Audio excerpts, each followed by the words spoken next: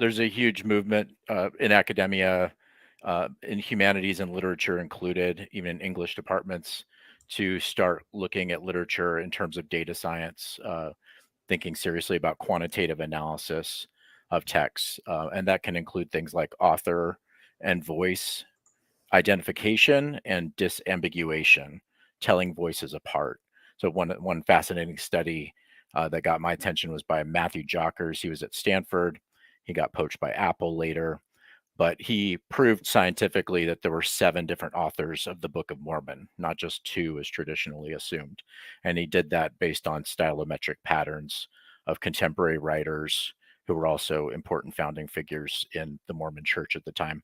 There have been other similar studies on the Federalist Papers identifying the ones that are uncertain. And even more recently, the founder of QAnon was outed by 2 different research teams working in 2 different countries, proving from this person's Twitter posts that his style of writing was evident in the QAnon founding texts.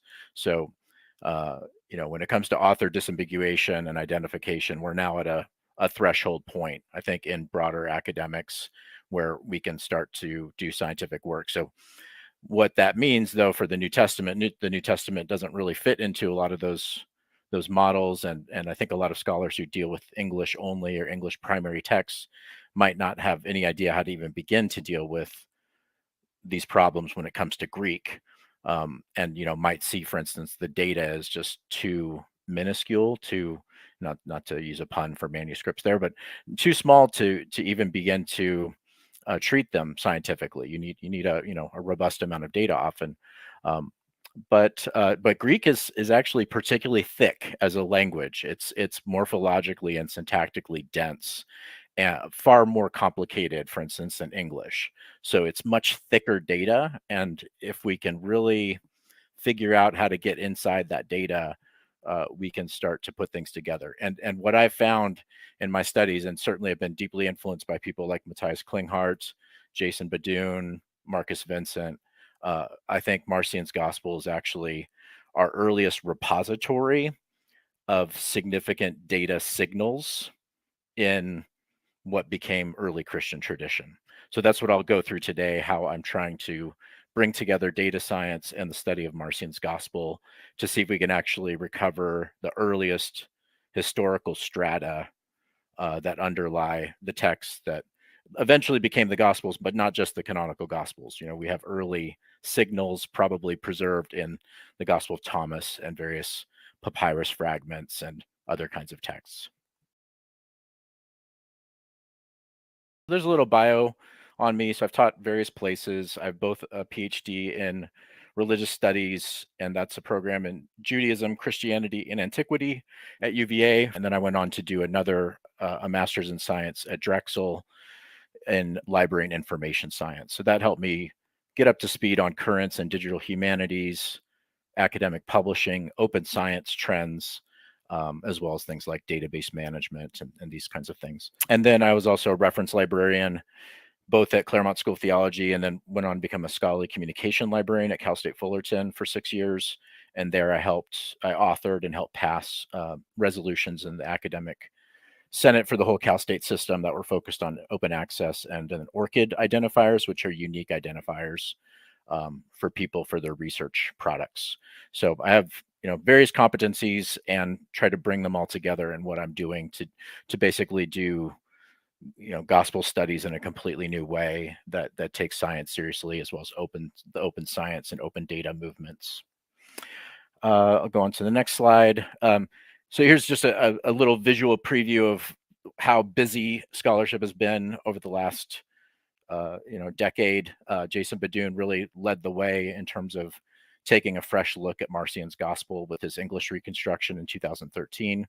I'm happy to say that I'm collaborating with Jason. I turned his English translation into a Greek edition. I basically did a reverse translation, and Jason is taking that and he's editing that and sifting back through all of the primary source evidence from Tertullian, Epiphanius, Adamantius Dialogue, and other sources to come up with his Greek version. So that should probably come out, my guess is in the next 3 to 6 months. And I think when it does come out, it will be the definitive edition of Marcion's Gospel. and I'll explain why, as we get along. Dieter Roth published a significant study on Marcion's Gospel, did a great history of scholarship, as well as a really fantastic job of compiling all of the relevant citations and then comparing them with other citations in the literary corpuses of Epiphanius and Tertullian and so on. So that's an invaluable book. I'd highly recommend it. Klinghardt came out the same year with a massive tome that did another reconstruction of Marcion's Gospel. He had published almost 10 years earlier that he thought in an article in New Testament Studies that Marcion's Gospel was earlier, but this was his magnum opus, as a project he had worked on for 10 years. Got massively complicated, rich, and really Klinghardt did a great job of sifting through all the variants in the manuscript tradition and then tying those and correlating those with readings of Marcion's Gospel attested by the patristic writers. Gramaglia came out with an Italian translation based on Klinghardt's edition. So it's not a new edition so much as a translation of Klinghardt's work, but it's a really wonderful and thorough critical commentary. And it does a lot of really excellent work in the footnotes in terms of philological commentary, including things like word counts. Gramaglia differs from Klinghardt in that Klinghardt thinks that Marcion's Gospel is the first and then the source for all of the canonical Gospels. Gramaglia sees Marcion's Gospel as a two-source gospel, and he sees Marcion's Gospel as an earlier version of canonical Luke, and that both of them represent sort of different passes at appropriating Q material. So Klinghardt gets rid of Q altogether. Roth doesn't really integrate Marcion studies in Q, but Gramaglia says Marcion's Gospel actually evidences an earlier pass or appropriation of the Q material. Andrea Nicolotti, together with Claudio Gianotto, Nicolotti, I believe, is at the University of Turin. He came out with his own brand new edition of Marcion's Gospel. It's deeply indebted to Klinghardt's, but it is a completely fresh edition, and the newest one. One of the things that sets Klinghardt's and Nicolotti's apart from earlier ones is having a robust critical apparatus. So it almost reads like you're picking up the Greek New Testament, where you have all the variants accounted for, or most of them at least, in the footnotes. So that's really nice. And then Klinghardt just came out a year and a half ago with his English translation of his previous work in German, although this is a revised edition. So, he got some critical feedback, especially in 2017 in a dedicated issue of the Zeitschrift von Antiques Christentum. And so Klinghardt responded to that and updated his work and made a lot of corrections in the newer edition. So that's accessible now to English speaking readers as well. Again, I highly recommend that work, published by Peters Press. Given all the energy and excitement around the Gospel of Marcion, the question that comes up to me, what if we just stopped doing gospel scholarship as sort of a discourse in hagiography, right? I mean, even the way we talk, we commonly use the words Matthew, Mark, Luke, and John to refer to authors. And we commonly refer to these people as single authors, which already is making all kinds of assumptions about the data that may not be warranted at all by the data. And what if we could get past the idiosyncratic biases? Doesn't New Testament scholarship, especially gospel scholarship, just feel like everybody has a different opinion? Maybe some people's opinions align, but it's so radically idiosyncratic. Like, can you actually even do objective science when it comes to this stuff? So that's what I'm interested in. And I think, we need to approach the problem in a very new way.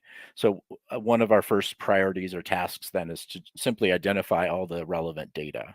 And that's not just the canonical texts, Matthew, Mark, and Luke, as they're known in the canonical New Testament, but also the Gospel of Thomas, Gospel of Peter, as John Dominic Crossan has forefronted in his scholarship, Marcion's Gospel, various papyri, Justin Martyr, Papias. Let's just take all of the Ignatian corpus, whatever earliest state we can recover. Let's take all of that data and deal with it honestly and see how it's related to each other. So let's not leave anything out that might be potentially relevant. And then let's normalize it. So what I found when I looked through all of these previous editions of Marcion's Gospel is they're all radically different from each other. They all use very different font and typographical conventions. They all use very different indications or notation symbols.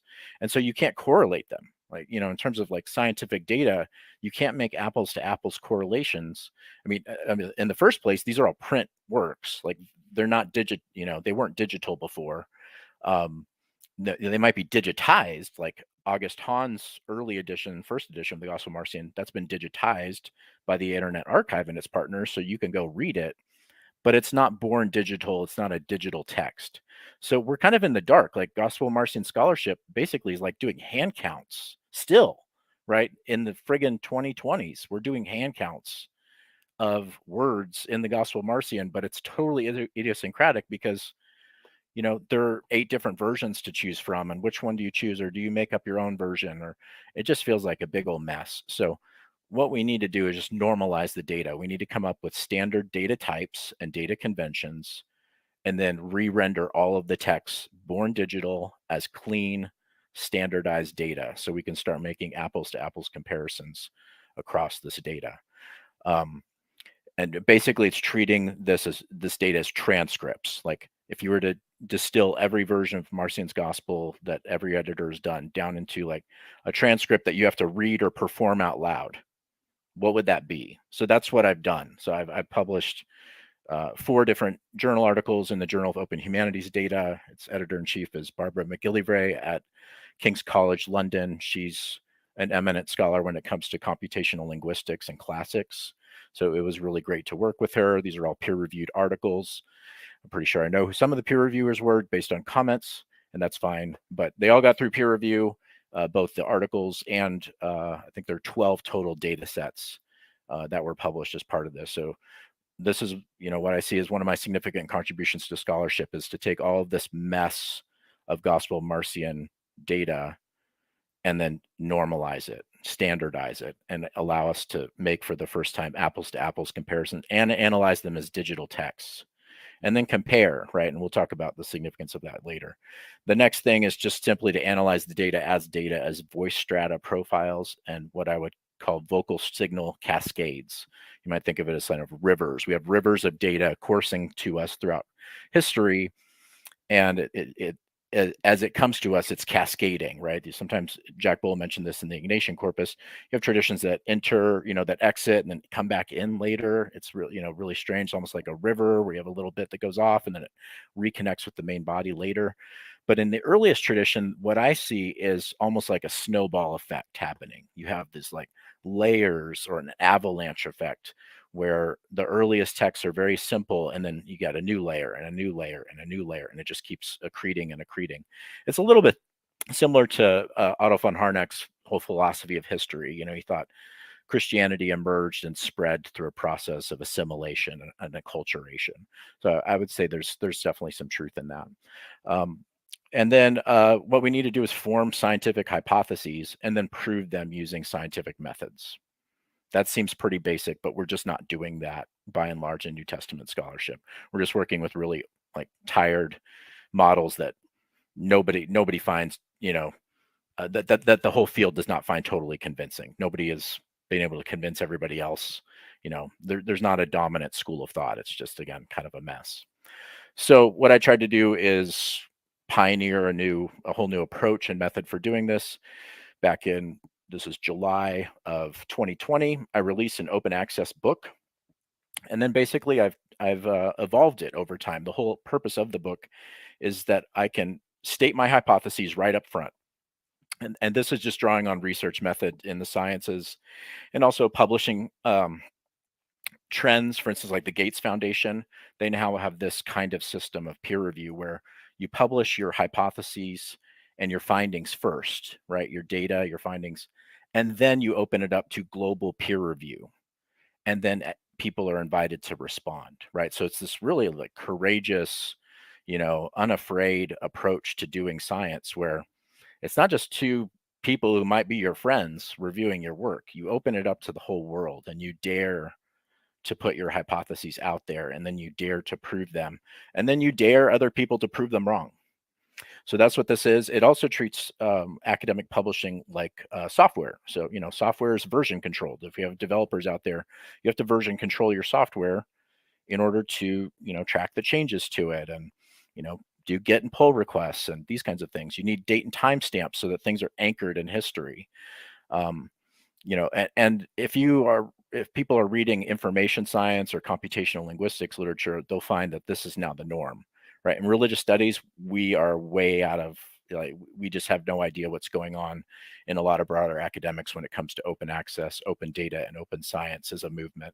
So this book experiment that I'm doing is designed to, put that right at the center of the conversation about the gospel. So, I could have kept this under wraps and then, contracted with a publisher and released this as a blockbuster book, but I decided I'm going to do this as a massive open science experiment and just see how it goes. And now the book is 550,000 words, over 500,000 words. And, the proof is in the pudding. So I'm still waiting for scholars to respond. The only person so far that has had the gumption to respond is my friend Phil Tite, who I've known for years. He just got a position at UVA, so I'm very happy for Phil. But I really would like other scholars to respond seriously to my work.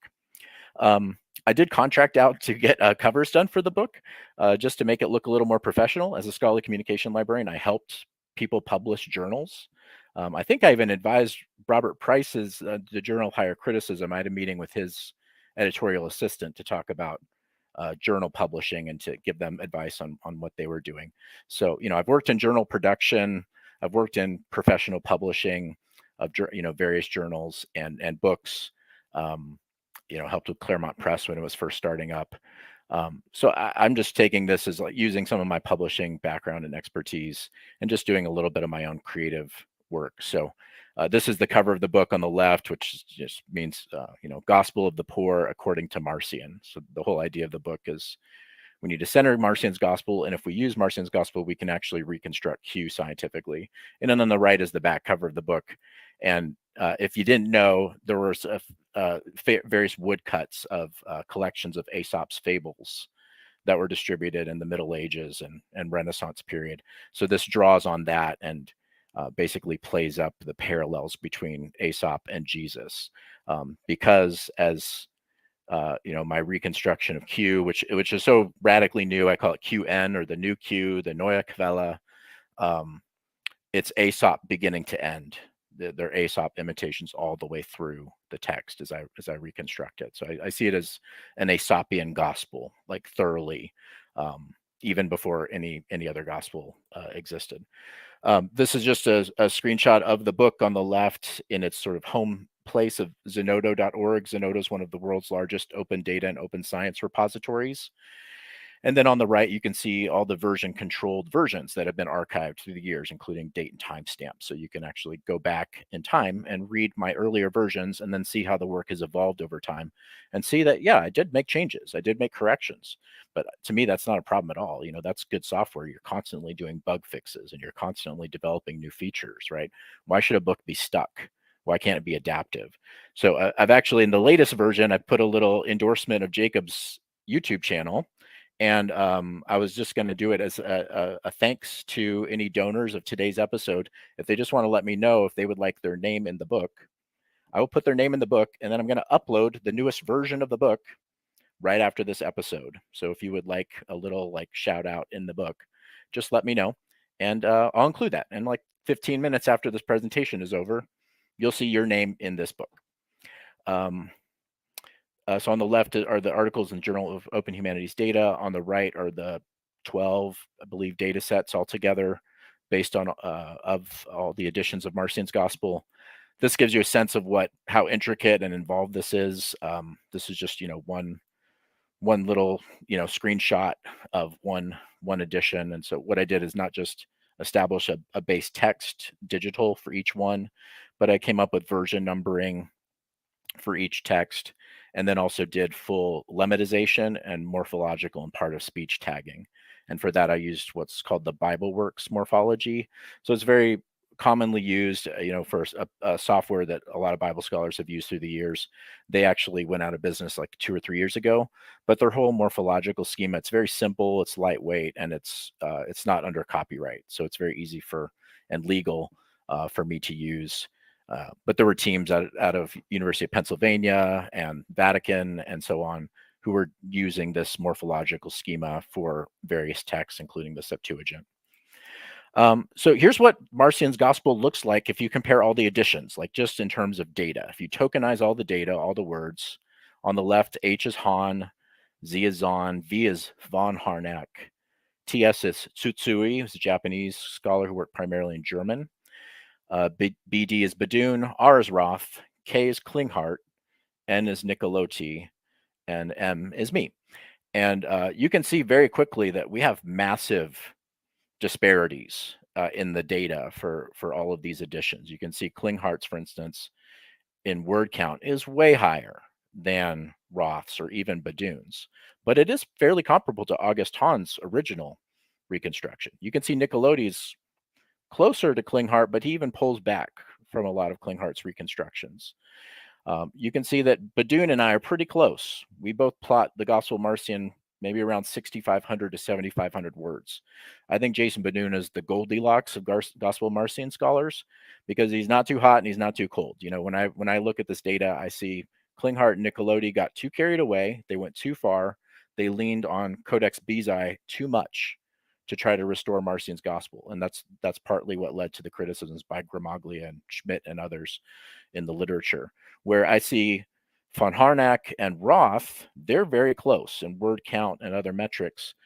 So I see Roth as highly derivative, really, of Harnack's work, even though he focused thoroughly on and the primary sources and did a fresh reading. There's a lot of times where Roth just goes with what Harnack says, you know, against what I interpret to be the clear patristic data in that regard. So, you know, the Gospel Marcion did not have 4,000 words. The Gospel Marcion did not have 13,000 or 11,000 words. The Gospel Marcion probably had about 6,500 to 7,500 words. If Roth had to guess, you know, make an educated guess about how long was this text, was it really 13,000 words like Klinghart says, or was it more like 7,000 like Badun, you know, has? So here's that cascading model I was talking about before, the avalanche model of the development of early Christian texts. I see these texts as multi-stage compositions. They're constantly evolving and they're constantly in communication with each other. Their signals are bouncing around all over the place. And starting with a flowchart model that's based on, you know, probably largely fictional, hagiographical ideas of authors, that's not how you do data science. You just start with the data. So if you look at the data and how it's moving and how it's cascading and so on, I think this is how the data looks. So you'll see I'm sort of, on the one hand, I'm similar to people like MacDonald or Kloppenberg in saying Q is a real text and Q is an early text. And that Mark, there was an early version of Mark, and it's pretty early, I think, you know, on the whole. I'm in the same boat as Badun and Klinghart and saying Marcion's gospel is an early version of Luke, and it probably dates to the 1st century. There aren't really any indications of 2nd century historical developments. I think that the earliest version of Matthew was a late 1st century compilation that pictured Jesus as a new Moses. I think the earliest version of John's gospel, like Dennis MacDonald has said, is a retelling of the story of Dionysus, where Jesus is a new Dionysus. But then I plot, and I've published, you know, chapters on this. I think Pliny, writing around 110, is a decisive moment where you have an anti-Dionysian or a new Socratic impulse, that you have this new Socratic layer that's put on these texts. So Jesus becomes a new Socrates in the 2nd edition of John. Jesus becomes a new Socrates in the canonical version of Luke and Acts. And then you get traces of those things, those imitations that work their way into these later versions. But I'm in the same boat as Vincent in saying, I think these, and David Trobish in saying, I think these texts actually came together in their final form probably around the 140s and 150s. And it's not minor changes. There was heavy-handed editing going on in the mid-2nd century, and it was probably well coordinated. So I see this as really a way to bring together the scholarship of people like Kloppenberg and Vincent, but also make room for people like Goodacre, who would say, you know, it's clear that Luke depends on Matthew for things like the temptation. Yes, you know, because there was an early version of Matthew, and that's where the temptation narrative came from, and then it worked its way into the later form of Luke's gospel.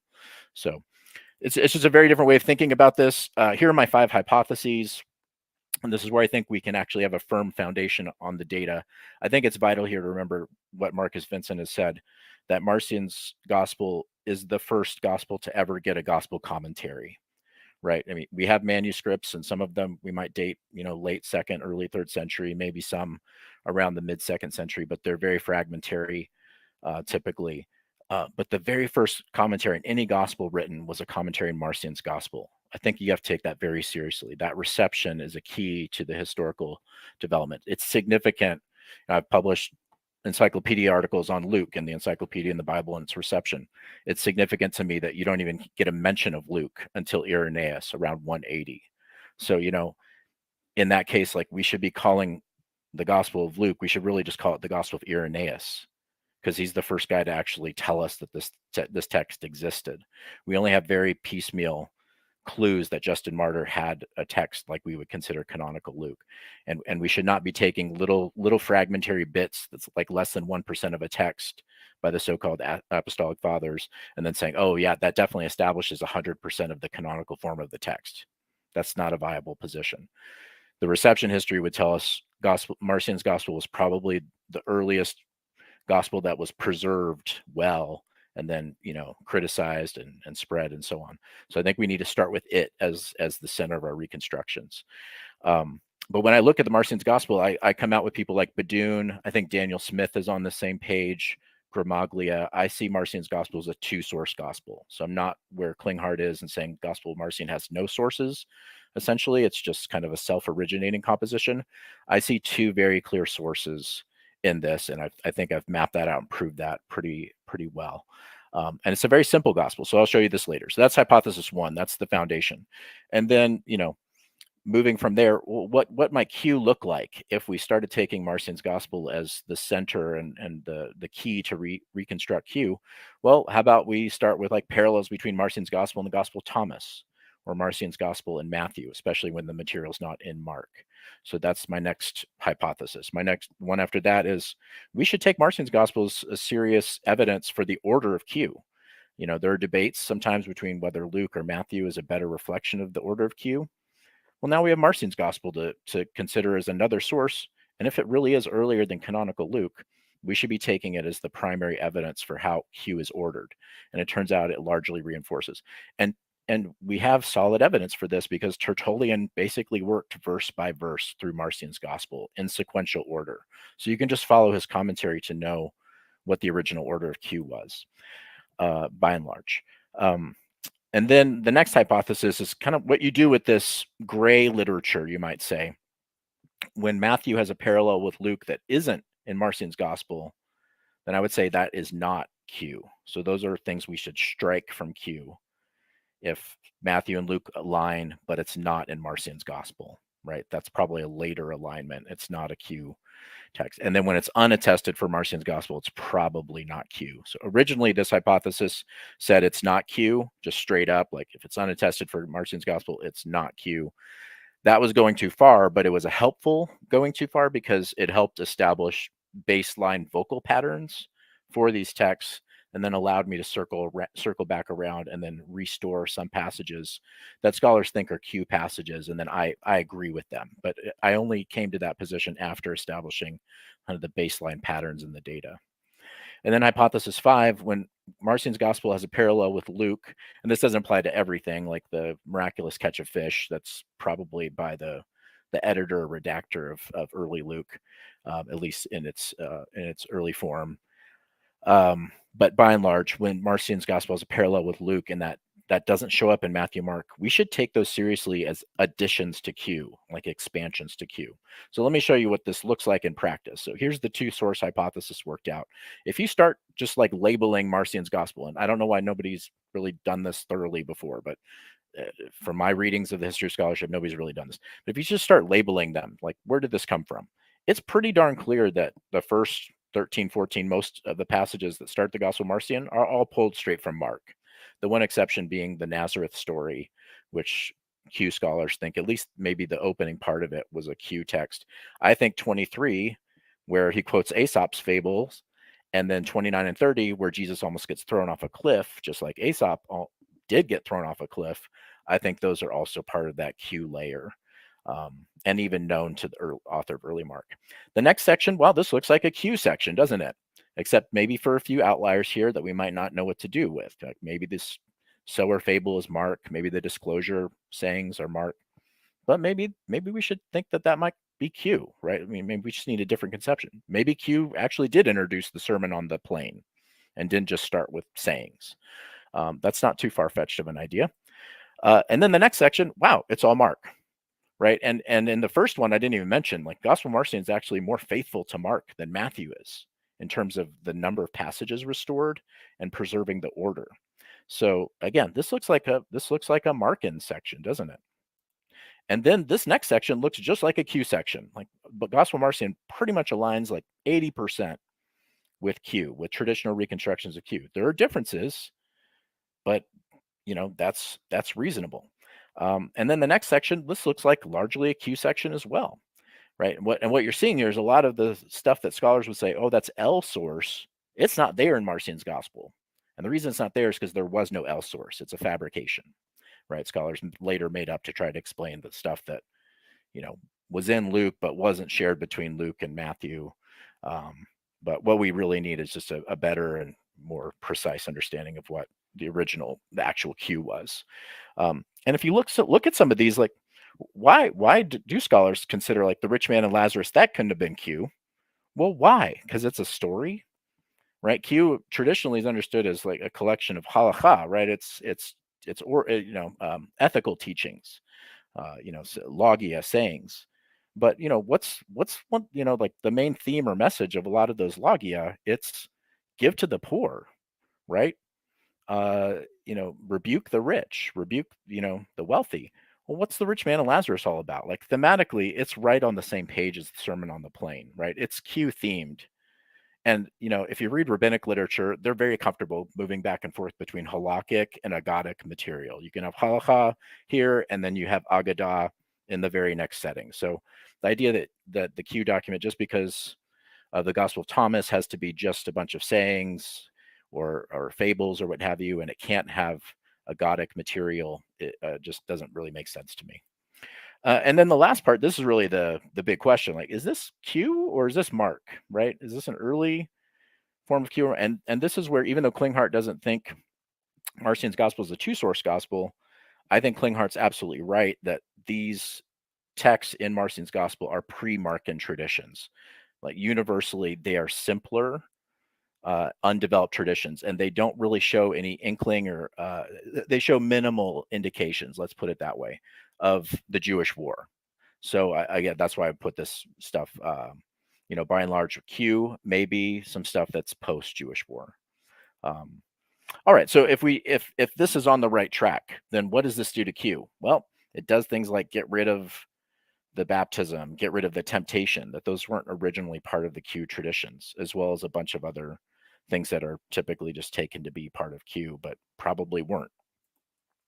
And then it adds a bunch of stuff to Q that scholars traditionally wouldn't consider part of it. And, I'm not the only scholar these days who has made this case for a much expanded notion of Q, including a passion and resurrection gospel.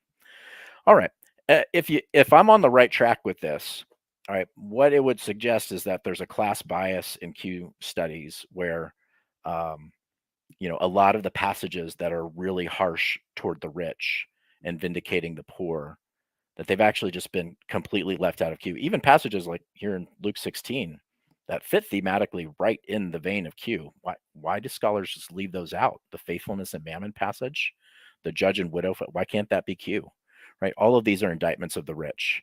So to me, that suggests that scholarship for the last 200 years has had a massive class bias and just left a bunch of stuff out that was really just offensive to them because of their own sensibilities, not because it was an accurate reflection of the earliest traditions here. And then I also see a massive gender bias happening in Q scholarship, right? People write chapters about, the women in Q, but they acknowledge up front there's hardly anything to talk about because there's just very few women talked about, or maybe feminine imagery, for God or Jesus. Well, what if women were in Q? What if women were there from first to last? What if women were actually defining characters, right, players in this text? What if there's actually a female inclusio for the whole thing? where the women are actually the first witnesses of the resurrection. And women are the first patrons or the first disciples of Jesus. So the way I'm reconstructing this is that this is absolutely a text that centers and forefronts women, which again, that fits the general trajectory in early Christianity. Is as proto-orthodoxy developed, women's roles were marginalized. So if women are talked about as apostles, for instance, that to me probably indicates that's an earlier tradition, because later patriarchal structures found that to be problematic and erased it or rewrote those gender roles. Let's see. Let's keep going on. So I did a lot of statistical analysis in my book. Some of this is similar to what Daniel Smith and Joseph Tyson have done, but I take it to another level, looking at passages and verses and word counts, and then just complexifying the types of passages we're looking at here. So when I break down the numbers and statistics, it seems to me that Marcion's gospel is very clearly not a version based on canonical Luke, right? Because it's a fantastic witness to triple traditions. It's a really good witness to double traditions. It's a pretty bad witness to Markan passages. It's a horrible witness to Luke and single tradition passages. And it's an abysmal witness to passages uniquely shared between Mark and Luke. That none of that sounds like Marcion's gospel is based on canonical Luke. It all sounds like it's an earlier version of Luke that was later used by the editor of canonical Luke and rewritten and expanded significantly. And then I try to prove this using statistics and word counts and so on. So this is going through every single edition of Marcion's gospel and showing that these patterns hold, right? A lot of the literature, you'll see these debates happening with Roth and Christopher Rowe and other people. They'll go back and forth and say, well, if you took first two chapters out, then, you don't really have much of a stylistic case. So what I've done here is shown, if you look at every single version of Marcion's gospel, that these patterns are systematically true and valid, whether it's Hans, On, Harnack, Badun, Roth, Klinghart, even Roth, even though he thinks Marcion's gospel is written after and based on canonical Luke, his data is actually pointing the other way, because there's a systematic lack of single traditions all the way through that. And that's true of passages. And then that's true of words. If you do word counts, you see the same trend. So here's canonical Luke. You have a lot of single traditions. It's a pretty substantial number. If you just start at Luke chapter 3, you have this exact same number, almost the same number of single and double traditions. But then if you look at every single scholars with very different methods and very different conclusions, but they all have the same underlying data pattern that shows that single traditions are lacking, right? That is very clear evidence that Marcion's gospel is earlier. The same thing if you look just starting in chapter 4, verse 31. So Daniel Smith has done this in a couple of chapters that he's published. It's the same systematic variance. It doesn't matter who's editing Marcion's gospel. It has a systematic lack of single traditions, which again, does not point to Marcion eviscerating a text or abridging a text. It points to a text that was later expanded. Marcion's gospel is the earlier text. Canonical Luke is a later significant expansion to that text. Same thing with word counts.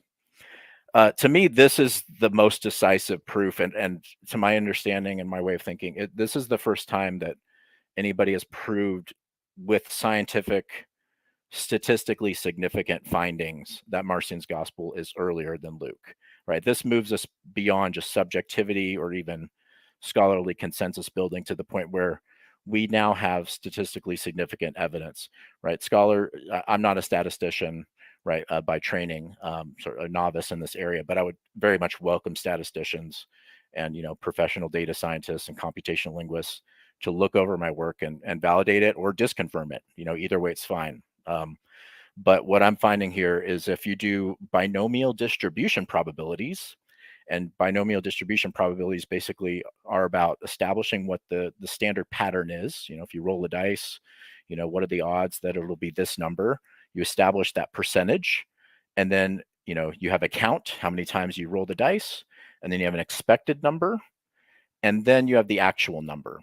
And when you put those three, and you can do this in Microsoft Excel. I can show you the formula in Microsoft Excel if you want to. But if you just take those basic numbers, like what's the base pattern in canonical Luke? How many times would we expect this to happen in Marcion's gospel? And how many times does it actually occur? what you see is a massive disparity. And this, again, this is systematic and statistically significant. So, statisticians usually look for a p-value of 0.05 to have reasonable confidence in their conclusions, right? Which is, in this case, 5 to the -2. Well, if you look at this, like this entire page of 30 some odd features are all massively scientifically significant, even to the point, like if you got 4.3 to the -10, you're talking about a 99.99999% confidence level in your conclusion. So I could see some scholars coming back on this and saying, well, that's just Bilby. He's massaging the data. He's left out some things like pros and the accusative, and I go into more detail about this, but I'll wait till the next one. So what I just did this morning, and so this will be released later today. So these are brand new proofs that I just worked on this morning. So what I did is I looked at every single version of Marcion's gospel that every editor did, use the same technique. What's the baseline number in canonical Luke? What's the frequency rate? So like pros and the accusative, that's unto, the preposition pros. It occurs almost like once out of every 100 words. So it's a very high frequency feature. If you look at Han, and you would expect to get about 122, Han does have 122. So that's not statistically significant. Zahn and his reconstruction, you expect 90, you get 91. Not significant. But then when you come to Harnack, you would expect, based on his number of words in the text, around 4,300, you would expect to see pros and the accusative about 37 times. What you actually see is that it appears 21 times. That is massively statistically significant. When Roth does his version of Marcion's gospel, you would expect it 35 times. It actually only appears 17 times. That is massively statistically significant. And you could say, okay, well, Roth and Harnack are just doing Swiss cheese, reconstructions of Marcion's gospel. They're, like a lot of the speech introductions where this preposition would occur, they're leaving that out. And okay, I'll follow you a little bit on that. But we have other things too. So it's participle plus then, right? This is when you read canonical Luke, this about every 150 words you come across this construction, a participle and then de, which is like now or and or but, conjunction, right? So it's a highly repetitive formula in canonical Luke. It is significantly under accounted in Marcion's gospel, let's say, or it's not present nearly as much according to Harnack and Ross constructions. The participle saying is the same thing. But then you get into things like, these are really independent of like speech introduction, things like passive participles. Those have statistical significance. If you look at Roth and Harnack's work, if you look at the lemma root arc, which is like alpha rho chi, that has statistical significance. The formula say to aorist middle participles, you just keep going and going. Behold, and it happened. City. I think Vincent has recently published a blog where he found something similar in the corpus as well. People, that word occurs quite a bit in canonical Luke, hardly at all in Marcion's gospel, even to the point where it is statistically significant.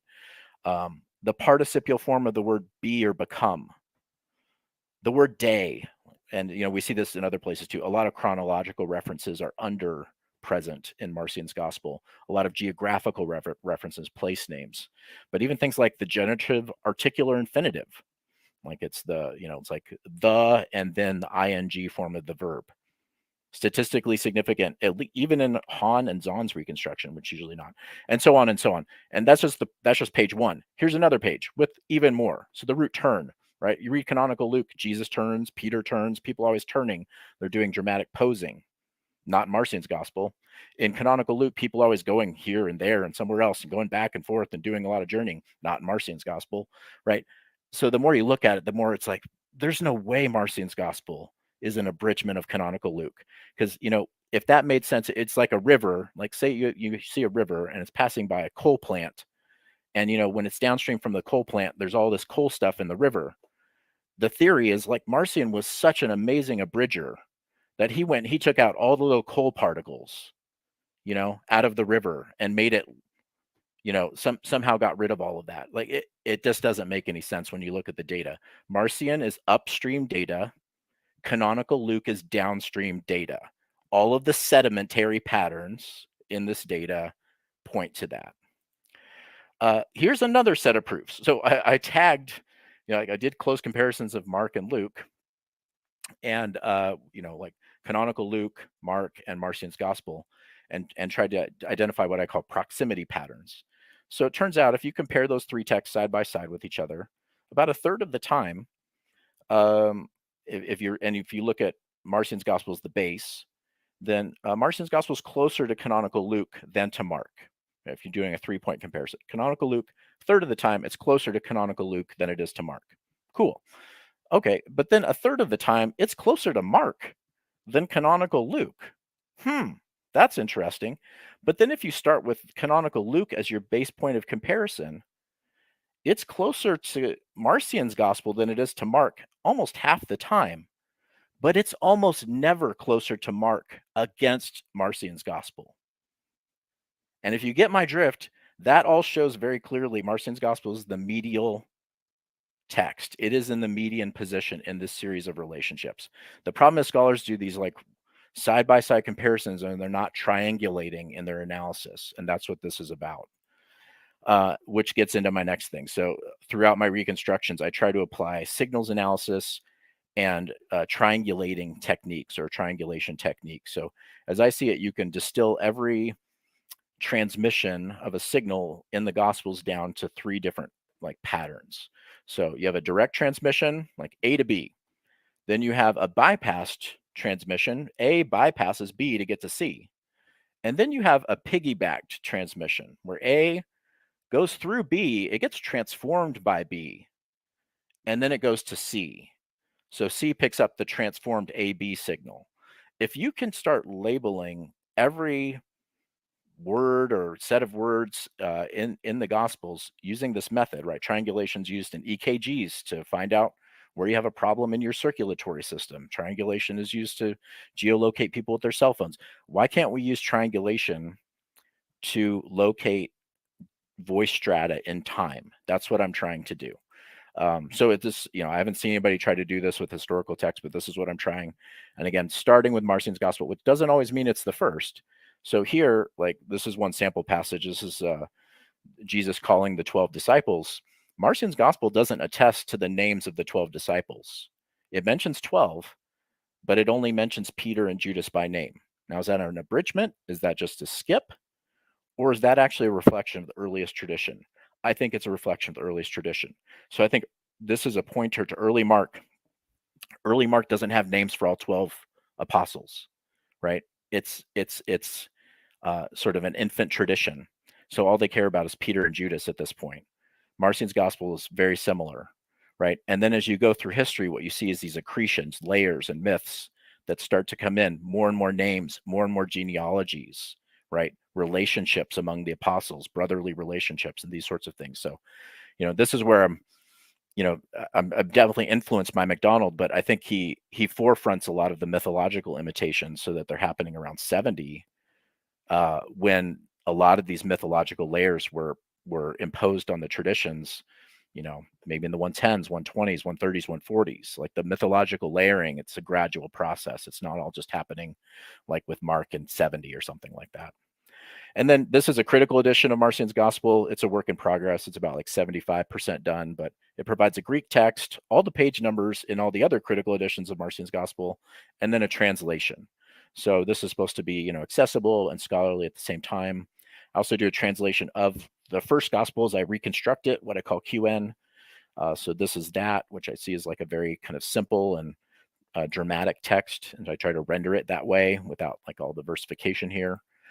And then I have code in my book, right? I'm trying to bring together science and the gospel. So I'm actually openly publishing code using R, the R programming language. Some of you might be familiar with Python, but R is more popular and more commonly used in computational linguistics work. So I've started publishing that.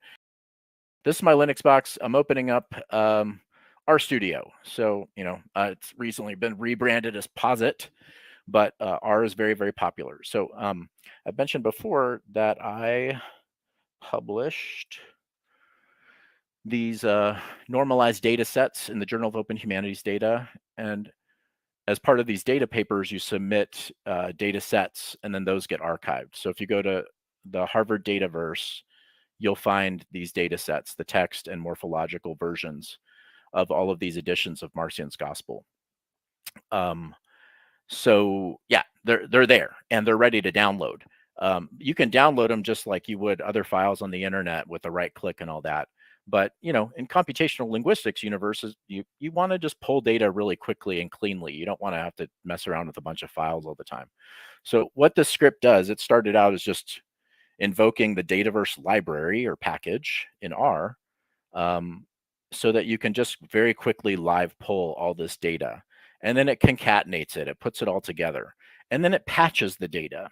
So I go through and I correct errors and mistakes that I had made in the original archived versions of the data set. So rather than having to re-release new data sets all the time with every correction, this code basically patches it on the fly.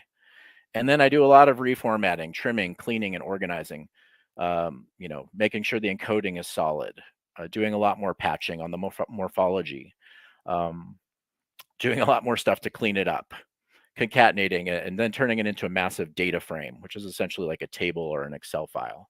I also try to make it really accessible by transforming, at least providing a column where the Greek letters are transformed into English, as well as Greek letters are transformed into unaccented Greek letters, which can help analysis as well. And then I do a whole thing. This is using a technique called feature engineering and dimensionality reduction, which are common in data science, right? If you are trying to teach a machine, how do you recognize pictures of a cat? You don't tell it like, look at 100% of everything, right? You do want to feed it numbers, right? The way machines recognize images is by every pixel having a numeric value, right? What is that color in hex terms or on the RBG scale? What is its position? That all needs to be encoded as numbers and then put in a massive array, and then a machine can learn how to detect an image. But the way you do it is by feature engineering and dimensionality reduction, right? Feature engineering, you focus in on the things that are unique to cats, right? The shape of the nose, right? The distance from the nose to the whiskers. But you also want to ignore all the stuff that's not really distinctive about cat photos. So 80, 90% of the photo, you just want to get rid of, you want to ignore, or you want to reduce it down somehow. So essentially what I've done here is created out of these morphologies a massive numeric array where all the part of speech and morphological and syntactical information are condensed into about 10 numbers for each token. So let me just show you this in practice. It's actually like live working code, and this will be available in the latest version of my book that I'll upload like 15 minutes after this presentation. So you can see it live loading the data here from Harvard Dataverse. It's cleaning the data, it's organizing and trimming the data, it's transforming the data and creating new columns. See, this is very fast. This is 1,300 lines of code. It took a while to create and to bug fix and all that, but it works. And this basically gives you clean Gospel of Marcion edition data that you can use. Now, these are just like, if you want to invoke a data frame and just show like what its elements are, use the str command. So that's what this is doing. Yeah, and so on. And then this is where it starts to get really interesting. And this is where I would love to work on a team of data scientists and gospel scholars. Like, let's get 10, 20, 30 of us working this. Like, if I'm on the right track here, this is a big friggin' deal. But we need a whole team of people working on this. This needs to be more than just one dude, one weird dude's, pet project or something like that. So once you have clean data, well, what kind of stuff can you do with it? And again, this is code. Nobody's seen this code before, right? Nobody's seen this. So, okay, well, we can count tokens, right? There are the tokens in each Gospel Marcion edition. Okay, that's cool. Well, what else can we do with it? Maybe we can write a little code that shows us what the high frequency lemmas are, lemmata are in this. Okay, the word the occurs a lot. Well, that makes sense. That happens. But it is a little bit different from edition to edition. That's interesting. But then we can get into what scholars in literature and authorship studies and text mining are doing, natural language processing, voice identification, author identification. Right? Did you know like J.K. Rowling wrote a book and she wrote it anonymously, and it was a scientist at the University of Washington, I think, who discovered that she was the one who wrote it and proved it scientifically, and then J.K. Rowling admitted it. Right? One of the main techniques they were using was called TF-IDF, term frequency, inverse document frequency. And it's a fairly simple mathematical formula that lets you just identify speech patterns within a text and, delineate one text from another, but also delineate between authors. So I started, this is actually just stuff I was just doing this morning, just for, kind of shits and giggles. um Again, like, a team of people needs to work on this is not just me. This can't just be me goofing off and doing this kind of stuff. But you can establish, okay, here's how many times the lemma occurs in a given edition, here's how many total lemmata are in the text, and then you can, like, run the ggplot function, um, and graph this stuff. So over here on the right, now we have term frequencies in a histogram format of the most frequently occurring lemmata in Marcion's gospel. And then we can start to do other analyses, like find, oops, what would just happen? Yeah, press the wrong button. Let's see. Is that already done? Yeah, it's already done. Wow, that was just super, super quick. So this is like, if we want to know what the most unusual words are in Klinghart's edition, like, what words does he use more than other Gospel Marcion editors? What are his peculiar tendencies? Like, what does he tend to use? Okay, well, anai, that's interesting. He uses the word to be more often than any other Gospel Marcion editor. He uses the word sister more often. He uses Martha more often. Okay, that might tell you something. Protoecclesia, the first seat. So we're already getting a sense, like, okay, Klinghart's edition is different, and here are the elements that make it different. I'm supposed to be reviewing Klinghart's book for a journal called Vigiliae Christiani. Um, I might do something like this. I'm still kind of uncertain about how to write a journal review when I'm interested in quantitative questions. If anybody has any advice about that, I'd welcome it. Anyway, that's just a sample of some of the kind of coding stuff that we can do. But there's a lot of potential here. Establishing the exact length of the earlier forms of the text is pretty difficult to do, and I haven't got to that point yet. So I can't say with any confidence exactly how long early Mark was, exactly how long, early Matthew was. I'm just not there yet, but I'm working toward that. I'm trying to show, using, like, these new methods and scientific techniques, um, what that is. But I think that's a really large question. I think just the base idea that these texts were shorter and that they were gradually expanding and evolving. That's the key point. As long as we're there, then let's have an open conversation about how we can get more precise with our methods. But Google has something called the Ngram viewer, based on all of the work that they did, with partner libraries, to digitize all of these books from the last several hundred years. And what they did is they extracted words and phrases from that, and basically created a massive database that's searchable. So what it lets you do is look at voice patterns over time. You can look at type in the word groovy, and you'll see, like, that very few people were using it probably in the 1950s, and then all of a sudden in the 1960s that word took off, got really high, and then it probably went down some in terms of its frequency in use in literature, right, in the 80s or 90s, something like that, right? So you can see how words and language evolves over time. What we need is something like that for Greek, right? So projects like the TLG at UC Irvine and other projects, really should be developing a Greek Ngram viewer tool that lets us do and uses texts that are really solidly anchored in history, like texts written by Roman governors, um, statesmen, philosophers, where we know these people really well, and we can anchor their or epigraphs that are dated. Let's let's use the stuff that's really solidly anchored in history. Let's establish vocal patterns by, not just by century, but by decade, because language is evolving. And then let's establish regional language patterns. And once we have a really rich environmental linguistic database from which to pull, then we can start having a much better sense of exactly what was the content of the early, version of Mark, right? What was the content of the early version of Matthew's gospel? We can look at internal evidence and we can compare it with the other gospels, but we also need to look at massive environmental data, right, if we're going to get objective, in this. I haven't done a close reading of the antitheses. I've done a close reading of Tertullian's book 4 of Against Marcion, and used Roth's work, but then went back myself and looked at all the citations, quotations, allusions to Marcion's gospel. But I didn't start by looking at the antitheses. eh, I didn't start by considering Marcion's biography or his theology. I just started by looking at what I would say are the vocal signal data that that Tertullian attests to for Marcion.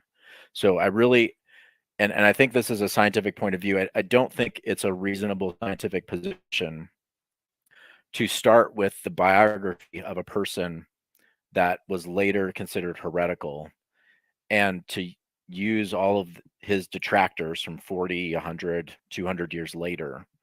And, you know, especially when they're all depending on each other and it's like a cascading, array of insults that are being leveraged, and launched at Marcion. I'm partly influenced here by R. Joseph Hoffman. So in his book on Marcion, which, is before Vincent's work, he cast serious doubt on the whole idea that Marcion, came to Rome in the 140s, because to Hoffman it just sounds anachronistic. The idea that in the 140s you have Rome as like the center of Christianity, the center of Christendom, that just doesn't go together with all the other evidence we have about kind of the multipolarity, the multiple centers and urban centers for the spread of this movement, and its texts. So I think it fits sort of Catholic historiography, but it doesn't fit Orthodox historiography necessarily, and it doesn't fit just the patterns we're seeing from other texts. The idea that everything's in Rome, everything's centered out of Rome. Rome is the center of authority. I mean, yeah, it was the capital, but of the empire. But I don't think that meant that this marginal movement that had many faces and many locations, that they felt any need to like visit Rome and travel and you know come to account there or something like that. That to me has the feel of later legend. Like the stories about Peter being killed, and Peter's tomb, his martyrium in Rome, those date from the late 2nd century. So a lot of the stuff where it's Peter and Rome, and Rome is the center of everything. Like Rome's a beautiful city. I've been there. It's an amazing place. But, the traditions are late 2nd century traditions. They're not mid 2nd century traditions about, you know, an established universal Petrine authority that's based in the location of Rome. What I'm seeing, and I think this aligns a lot with what Vincent has seen in the text, is that what we call Mark underwent a substantive redaction in the middle of the 2nd century, and that is probably partly what gives us the so-called longer ending, even though there are actually multiple longer endings of Mark's gospel. There was a Mark 16 conference just in this last year that Claire Clivat and Mina Monnier put together, looking at all the manuscripts of Mark and showing that there are actually not just two endings, the shorter and the longer. There's a middle ending, like a medium-sized ending as well, and then just lots of different versions of the shorter ending and the longer ending. So it's way more diverse and eclectic than scholars usually let on. But there's a lot of other stuff in Mark's, and in that later ending, I think you have a distillation, of course, of earlier traditions like the drinking poison and handling snakes and all this kind of stuff. That's probably partly indebted to canonical Luke and Acts, for that tradition. But there are lots of other things that were significantly expanded. So, like the story of the Gerasene demoniac, the way I read it is that was massively expanded. The parable of the sower, the sort of the longer explanation of that. Where it's kind of an in-depth explanation of the parable, and that the word is the seed and all of this. That's probably a later expansion to Mark, and when I read that, it sounds a lot like Justin Martyr, who's writing in the 140s or 150s, right? He has this theology of the logoi spermatikoi, the spermatic word, and it's sort of middle Platonic, the word that goes out and inspires and illuminates people all over the place. The Markan explanation of the parable of the sower sounds a lot like that, where I think the earliest version of the parable of the sower is probably referring back to things like dynastic succession, um, seeing Jesus as actually a royal figure and possibly married or at least partnered with Miriam and having children and then hiding that child, quite possibly. I think the early version of Mark is more interested in things like dynastic succession in the line of Jesus and James with the parable of the sower. And I think Revelation actually is recounting some of this about the woman going out to the desert to hide the child. Um, so yeah, I think early Mark is more concrete and it's more interested in like revolutionary politics around 70. But the expanded version of the parable of the sower is concerned with middle Platonic philosophy in the 140s. The story of Jairus's daughter, same thing. It's an inclusio. It's built around the story of the hemorrhaging woman. Marcion's gospel has hardly any of that. But the early version of Mark probably had a minimal story about the woman with the hemorrhage, hemorrhage problem of hemorrhaging. And then the story of Jairus's daughter is kind of put around that as a doubling of the story, and you have all these parallels in terms of the ages and gematria and so on. That's probably all mid-second century stuff. And I don't want to speak out of turn, but I showed Austin Bush, who had written a chapter on the Gerasene demoniac and its imitation of Cyclops legends, and he said, "Yeah, I'm fairly convinced by your redactional, construction of that." So that was nice to hear. The way I'm reconstructing it, it's not just things like the Beelzebub controversy where early Mark is responding to Q, or everything hidden will be disclosed, various logia. It's more than that. If Q is QN, if Q is a passion narrative, then early Mark actually was taking its cues. It's not just its logia cues, but its agodic cues from this earlier story about Jesus. But I think also responding to it, right, and actually radically revising it. I was listening to James Tabor's, and he was talking about how Mark is like this radical, sort of anti-logia maybe tradition, and I think there's actually a lot of validity in that. So if Q, for instance, has women followers as the very first followers of Jesus, and women as the first witnesses of the resurrection, what does Mark do with that? He erases them completely, right? And he takes the story of, the story of the woman anointing Jesus, which I think is really just like making him the Messiah, right? Anointing him. It's a woman who makes Jesus the Messiah in Q. It's not John the Baptist at a river. It's Miriam, right? And the very first anointing story that's in Q as I've reconstructed it. So it's a woman who makes him the Messiah. Mark flips the script completely, and Jesus is made the Messiah by John, essentially by God the Father, as a male figure, through John the Baptist, a male figure. So I see Mark as a radical rewriting and challenge actually to Q as evidence of the earliest women followers of Jesus.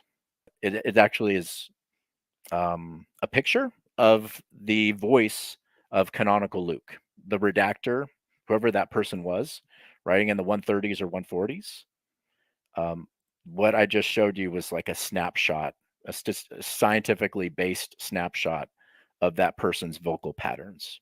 That person, for instance, when they speak, right, they had a text in front of them, Marcion's earlier gospel, early Luke. And in that earlier gospel, when Jesus speaks, he said, it always, typically it says, Jesus said to him, Jesus said to them, Jesus said to him. And it uses in Greek the case called the dative. In canonical Luke, or LK2 as I call it, Jesus very seldom uses the dative, right? Speech is very seldom introduced with the dative. All the time, speech is introduced with the pros in the accusative form. So it's not Jesus said to them, Jesus said to him. It's Jesus said unto them. Jesus said unto him. Jesus said, and it happens every 100 words. It's a recurrent pattern. So that voice, the guy who keeps saying, Jesus, unto him, unto them, unto them, as a, almost as a tick, that's not Marcion's gospel. That voice is not in Marcion's gospel. That's a later, and that's not Luke. That's some person, some proto-Orthodox scribe or what have you, writing probably in the 130s or 140s. who's doing that. So we just need to get past this whole, did Luke use Mark? Did Matthew use this? That's just talking about hagiography. That's this, that you're using legends to try to do science, and you're just not going to get anywhere using legends. We just need to start using data. Speaking of, when I looked at Luke 14, 1 through 6, it's the story of the man with dropsy, which some Q scholars have restored for Q. I think that doesn't make any sense at all based on the linguistic patterns. But when I reconstructed the signal transmission patterns in that story, what I found is it's a lot like the longer ending of Mark, in that it's a pastiche. It's pulling from a lot of different earlier strata and recombining them into something that, is, it doesn't really fit. It doesn't make sense. It doesn't really flow with the narrative in any kind of meaningful way. So in an earlier version of my book, I speculated, maybe this guy with dropsy is actually the patron to whoever's editing canonical Luke, in the 130s or whatever. And then I went, let me show you this. So this is I'm going to propose a novel theory right now, and I'm happy to be disproved, but again, I'd speculated that whoever edited canonical Luke had this dropsy episode in Luke 14 as a tribute to the patron of the work. Well, then I came across this text in Cassius Dio, who's writing in the 170s, so it's well after. But who was famous? Who was like the most famous case of dropsy in the 2nd century? It was the Emperor Hadrian, right? Hadrian had an awful case of dropsy, and no doctor could cure it. And he tried to even commit suicide. He tried to get a barbarian to help him commit suicide, but he couldn't be cured of the dropsy. And how he dies, according to this account, is by saying this fable, this proverb, many physicians have slain a king. Like no physician can heal him, no matter how hard he tried. He couldn't get cured, and he couldn't find a peaceful death, in the process. So here's this story of the most powerful person in the late, or in the like 2nd quarter of the 2nd century. He's like the most notable case of dropsy at the time. And here's the story in canonical Luke about Jesus as the only guy, and it situates the story in the house of the rulers, right? It does say the rulers of the synagogue, but the house of the rulers, if you just take that part and just say, okay, well, the synagogue is probably like, that's to add a little bit of historical verisimilitude, right? That's like, make it sound historically plausible. House of the rulers, a guy who has dropsy and can't be cured by anybody. Darn, that sounds just like Hadrian. Could it be that Theophilus is Hadrian, right? That's what makes the most sense to me now. I don't see any reason to think Theophilus is a real person. We don't have any evidence of that I've seen that's significant. But the idea that this was a text written in honor of Hadrian and is an appeal to the Emperor Hadrian, well, that fits right in line with what people like martyr. Theophilus means God lover. That would be a very easy, honorific to give to somebody. You want to call the emperor pious and religious. Emperors saw themselves like that. They saw themselves as pious people.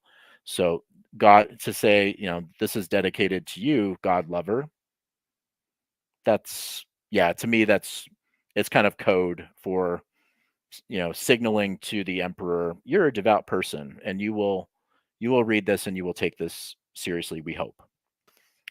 There's right now a real big gap between people doing AI and machine learning work and people doing religious studies, biblical studies, although that's changing. I go to digital humanities presentations where they're talking about, scribal identification of the scribes, the scribes who, some of the scribes of the Dead Sea Scrolls or Ethiopic literature using handwriting patterns, right? That's a cool AI potential. So I would love to see that. I haven't seen that yet, and I haven't used anything, I think, yet that could be considered AI. But I think what I'm doing are stepping stones that could get us to that point where once you have normalized, clean data for everything, you can start to do some cool AI stuff with it. But yeah, I don't ask Chat GPT what I should think about Marcion's gospel because it doesn't know what to think about it. I edited a volume responding to McDonald's works. It's called Greek Models of the Gospels and Acts. So I have a chapter in there it's called redactional layers in Luke and redactional layers in Luke and John.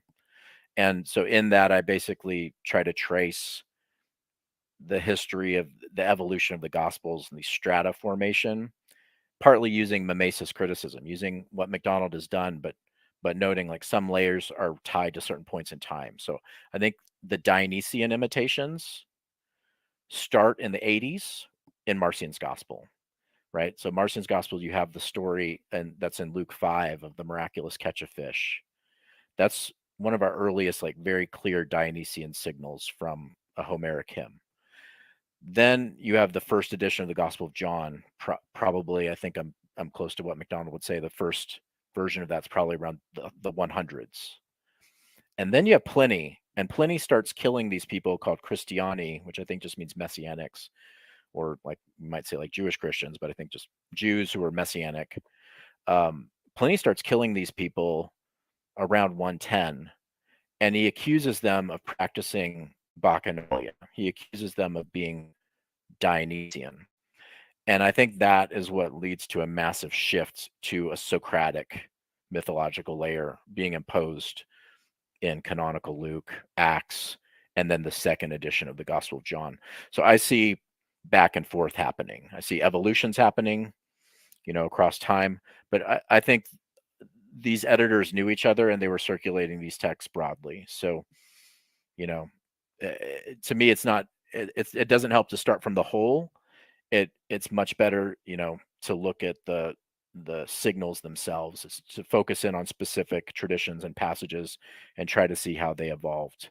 And there's certain things like the baptism. It's unmistakable that what became canonical John is deeply in conversation with the baptismal narratives that we find in the canonical text. Even though there is no baptism, it's still very much in conversation with those narratives, right? And certainly then resurrection, the and various other stories too. So yeah, I read it as second order um, Roman literature in its final form. So I think early on it's coming very much out of a Jewish matrix. I think Q, and again I think I'm in line with a lot of other scholars too. Q represents Palestinian or Galilean, maybe a little bit of Judean traditions, but it aligns with Jewish social trends, Jewish halakhic teachings. A lot of stuff in Q reads like Pirkei Avot or the teachings of Hillel um, in Jewish tradition. So I don't see any reason to say like, Q was Roman propaganda. That doesn't make any sense to me. I think it's the other way around, that it actually represents like a resistance movement. People who like, if Aesop is the dominant like controlling myth or legend of the Q materials, the way I'm reconstructing them. Well, who was Aesop? Yeah, he was Greek, but he was a slave, right? And he offended people. He, was proved himself more intelligent than his master and rival philosophers, and he got himself killed by the Delphians. Um, these sorts of things. So and Paul is even later stylized as an Aesop, right? When in the Acts of Paul, where it talks about Paul being snub nosed and stuff like that, those are Aesopian allusions as well. So um, I see the earliest traditions, and Aesop was very popular in rabbinic literature. Um, so I see the earliest materials coming out of largely a Jewish matrix, but then I think this is kind of like Harnack with the mission and expansion of Christianity. As this movement grows, they try to appeal more and more people, and that includes people in the upper echelons of power around the empire. And then that's where you start to see, I would say I would call it sort of government adjacent literature. I wouldn't say that this is official propaganda of the Roman state. And partly the reason that I think that is, I was a student of Robert Wilkin, who wrote, the Christians as the Romans saw them. And some of my best memories of grad school was reading Porphyry's against the Christian, or Julian's against the Christians, or against the Galileans, more technically Celsus, right? So when you read all these early critics of Christianity, and the proto-Orthodox and Orthodox tried to destroy their memories and destroy their texts, but in battling them, they largely preserve their text. So I would encourage people, if you haven't read Joseph Hoffman's editions of Porphyry and Julian, you should definitely do that. So these are very brilliant people. Julian's the emperor, right? These are in the upper echelons of power. You can read Jerome too. Jerome, he has a dream where Christ rebukes him for, being more of a Ciceronian than a lover of his gospels and such. So from a Roman point of view, the gospels are not good literature. They're not elite literature. No Roman governor or philosopher in his right mind would say that this was produced by the Roman government. They wouldn't. They saw it as base literature. They saw it as substandard. It wasn't, it was doing literary imitations, and that's where Dennis MacDonald's work is so important.